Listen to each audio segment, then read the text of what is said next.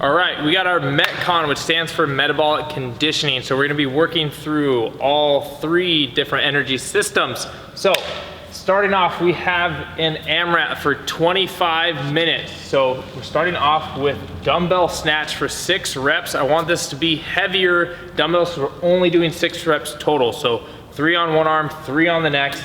Make them heavy so we can hit that power system. Next, we'll be moving into kettlebell B stance swings. We're doing 8 each. So again, I want these kettlebell swings to be a little bit, I want them to be heavier because we're only doing 8. We're not doing, 20, 30 of them. Really getting into that strength area. Then we're gonna be moving into Renegade Row. So Renegade Row, we're gonna be getting 8 on each arm, getting into that 16 rep range before we finally finish it off with a 200-meter run. So AMRAP means as many rounds as possible. So you're gonna do 6 reps, then go straight into kettlebell swings for 8 on each, then straight into Renegade Row for 8 on each, and then straight into a 200-meter run with as minimal rest as possible. Again, if you're getting into the 2nd, 3rd, 4th round and you need to take a break in between, these are in between starting the next round, you can go ahead and do so, but you're gonna be recording how many rounds you make it through, as many as you can. Then after that, take a 2, 3, 4 minute rest, get some water, do what you gotta do, stretch, and we're gonna finish it off with 2 separate Tabata. So Tabata is gonna be 4 minutes of work, 20 seconds on, 10 seconds off. So it's 100% work, 10 seconds off, 100% work, 10 seconds off. So we're gonna be alternating between our first Tabata, which is gonna be burpees and scissor kicks. So you're gonna go do as many burpees as you can in 20 seconds, 10-second break. Then you're gonna go down to the floor, do scissor kicks for 20 seconds and alternate that until the 4-minute timer is done. Then you're gonna take a 1-minute rest to collect your thoughts, get ready to do it again. And we got burpees and reverse lunges. That is gonna be our Metcon for the day. It's a grand total of, 33 minutes of work with rest in between. So it should only take around 45 minutes. And we'll show you what the exercise is and what it's gonna look like over here. All right, so starting off, we have the dumbbell snatch. So you can either do this if you only have 1 dumbbell or if you have 2 dumbbells, either way works. So we're gonna start off with showing you the single or double dumbbell snatch. So you're gonna start off in a slightly wider stance, screw your feet into the floor, just like that squat pattern. You're going to squat and then you're gonna hinge down to be able to grab those dumbbells. So you're here, squatting down, chesting up as much as possible, and then you're gonna tilt them up towards yourself, grabbing on. From there, what I want you to do is think about, you gotta use your legs, you gotta use your legs, or this is gonna be a total killer for your shoulder. From here, you're driving up as fast as you can, like if you're trying to jump. Then you're gonna pop your hips through as fast as you possibly can, like a kettlebell swing. And then that momentum you're gonna carry up overhead. So when you're doing that, I want you to think of as if I was trying to zip up the hoodie of a zipper, except you have 2 of them coming up, and then you're pressing, so you're flipping and pressing up on through. So you're thinking about punching those dumbbells up overhead. What I don't want to have happen for you guys is you're here, and then you just kind of curl them up. That's not what we're looking for. It's a snatch overhead. So you're here. Again, you have to give it all your effort with your legs or it's gonna be terrible. So here, I like to kind of put my thumbs down so it helps me remember that I pull up this way and I don't do a bicep curl, so I like to go here. I'm gonna drive up and push them through. Touch and go through. So I'm really using my legs a lot here. Now, as you come through, try to keep your abs tight, these abs here. As you come on up, we don't want to see any crazy leaning back or anything like that. Now, if you're doing it with a single arm, same thing. You can do 3 on each side as you go, but you'll just be here. I usually have this hand just on my side, drive up, press on through overhead. So either with double or just a single, reps will remain the same.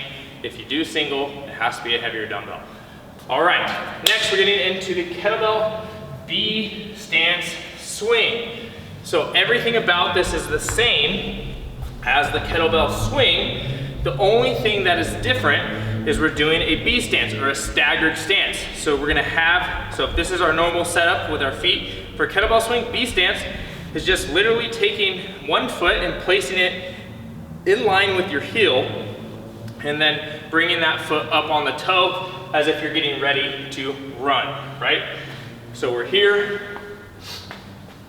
foot's a little further back, hinging over, everything's the same. You're gonna hike through, and then from here, you're really focusing on kind of driving out of that position if you're like in the starting block of a race or in a track meet, right? So you're here, driving through, really getting most of the engagement from these to this hamstring and this glute, and then you're finishing off with this one.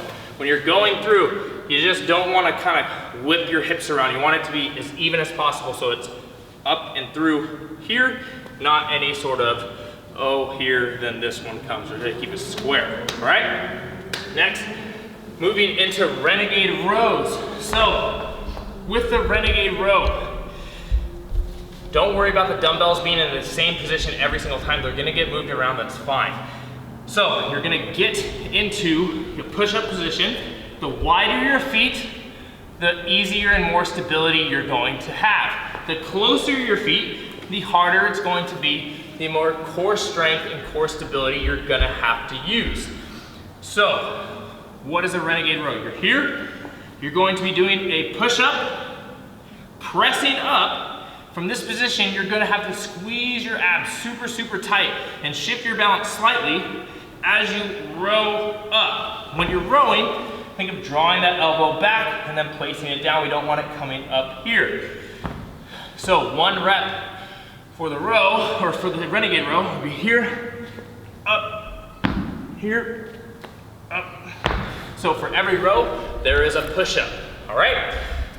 Now, lastly, 200-meter run, roughly 2 football fields or half a lap around a track. You're just trying to go as fast as you can around that. After you get through that, then you have a Tabata. So you have burpees. So the burpee will be, get this out of the way. So burpee, you're just gonna pop down, feet back, push up, and then what you're gonna do is you're trying to bring your knees up, like basically try to like replace your hands as much as possible. So it's almost like you're doing like a knee kind of crunch, bringing those back up. So you're here, you're push up, trying to replace your hands. From here, hands go up to the sky, you jump as high as you possibly can. If you can't do that, an easier way, here, feet out a little bit wider, kind of push yourself back on up and then jump up from there. Try to do it the right way as much as possible. As many as you can, then we're going into scissor kicks. So here, hands down by your side, pressing your low back into the ground, point the toes. You don't need your hands, it's better. If you need to put them here, great. You're just gonna go for the full entire 20 seconds. Next, 1 minute break. Now you're gonna go into burpees. Again, 20 seconds, and then you have reverse lunge. So the reverse lunge, here, dropping that foot back, and then you are going to pull yourself forward. Think of pulling with the hamstring and the glute. So you're here, pulling yourself up, and then you go ahead and switch. You wanna add dumbbells, go for it. I did it, body weight, and you're good. But that is the Metcon, and I'll see you next week.